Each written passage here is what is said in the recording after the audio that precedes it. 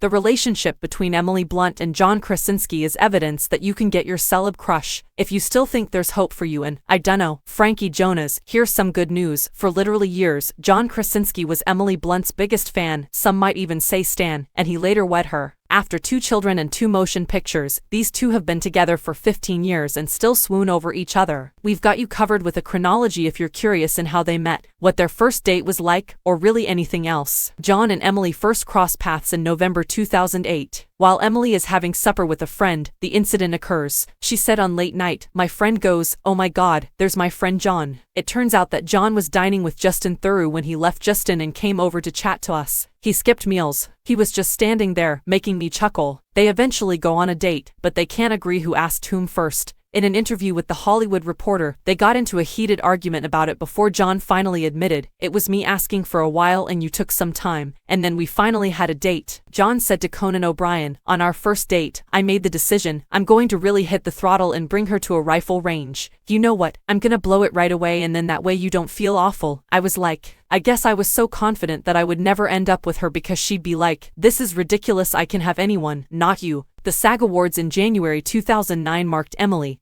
and John's first official event together but not their first official red carpet. John proposes in August 2009. Cute story in 3, 2, 1. According to him, there were unicorns, oceans, and clouds when we were in Los Angeles. "Yes," she replied. "It was really relaxed. I felt anxious throughout the board. After I and her both started crying, everyone else in the room started crying as well. Then, although I believe most people were unsure of what was happening, they were crying because we were crying. Yet it was excellent. Ultimately, she said yes, which is fantastic. It has a significant role in everything." September 2009. At the Elle Women in Hollywood event, they were seen acting charming and silly. September 2010. Behold, their initial formal red carpet. Emily and John wed in July 2010. The home of George Clooney, Lake Como, where, except for Emily's spray tan, everything sounded great, which it was. She recounts to James Corden, "I look at the pictures and it just has an orange hue that is unnatural to normal skin color. It was a DIY project. Why was I spending less on the day of my wedding? I have no idea why. It had some bald spots. It's awful. Furthermore, it was a really hot day, so if you sweat and get a spray tan, don't wear white. Orange is just seeping. It was awful." John reveals to Elle that George made numerous offers to host the wedding, and only on the 4th ask did I say yes, because the first 3 times, I questioned his sincerity, but I could see that he was beginning to feel hurt. "I genuinely offended George Clooney." December 2012. At the CCAS, they are completely inseparable. Hazel, John and Emily's daughter, was born in May 2014. When Emily wins Best Action Movie Actress at the 2015 CCAS, John sprints on stage and gives her a huge kiss. Emily initially appears on John's Instagram in December 2015. The finest days of John's life began when he met Emily,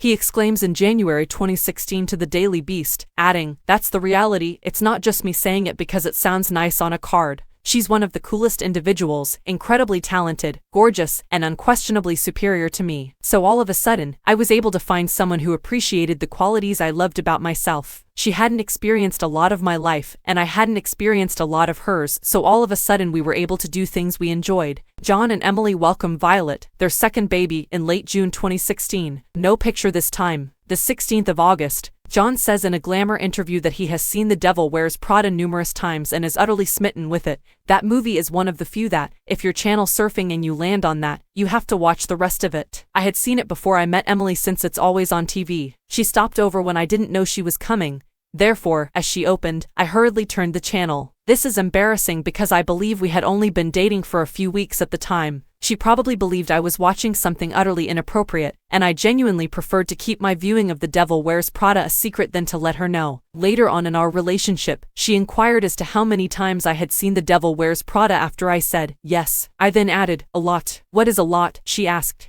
I then added, 75 times. Fortunately, she stayed with me and was unaware that she had actually wed her stalker. December 2016. On Instagram, John extols Emily's virtues. December 2017. Then, in an interview with Vanity Fair, he compliments Emily once more, adding, "The air shifts in the room when she starts performing what she does. It's very powerful, sincere, and honest. It's almost like she has an ability that she can quickly and precisely access. They attended the A Quiet Place premiere in April 2018, their first film together. I am going to share this completely with my husband, John Krasinski, because the entire experience of doing this with you has completely pierced my heart directly, Emily says as she collects the SAG award for A Quiet Place. You make beautiful movies, sir. I feel very fortunate to be here and to have made this movie with you. A Quiet Place 2's debut is in March 2020. It takes place in December 2022. By telling Stephen Colbert, I have a really terrible, old, royal blue velvet jacket, and I don't wear it, but I wore it on John and I's first date, and I have not thrown it out. Emily reveals she still owns the clothes she wore on her first date with John. It's a really terrible jacket. I think to myself, that is a terrible jacket, while it lays there. John claims to parade that, without her, I wouldn't be anywhere in my life. She challenges me to improve every day in all I do, not just personally but also professionally as a father. Feb. 2023. These two go to the SAG Awards. June 2023. When John presents Emily with a vintage cello, Emily exclaims, "My husband has bought me some amazing and thoughtful, deep gifts. For instance, he gave me a vintage cello, and I used to play the cello. I adore it, but I'm embarrassed to play it now because I've changed so much from how I was, and I appreciate his getting it for me."